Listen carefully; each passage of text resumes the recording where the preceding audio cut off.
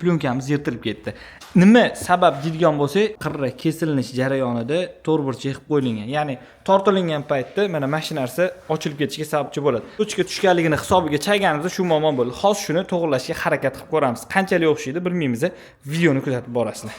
Birinchi navbatda qo'limizni chay olganimizdan keyin past qismidan ochishni boshlaymiz. Sababi biz burun plyonkani qotirib qo'ygan edik.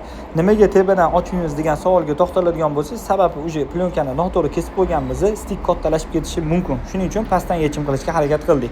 Bizda o'sha jarayonni tugatgan bo'lganligimiz uchun stop chiroqlarini oldigacha kesib, o'sha to'g'rilab bo'lgan edik. Bu qismidan ham maksimal darajada ko'tarib plyonkani qisman tepaga ko'tarmoqchi edik. O'zimiz ham ishonmayotgan edik, qanchalik o'xshashini bilmagan edik.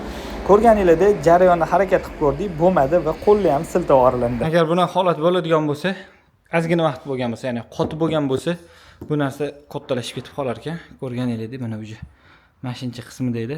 Ochish jarayonining o'zida ozgina kuch tushgan hisobiga nomiga tushsa ham yirtilib ketaveradi.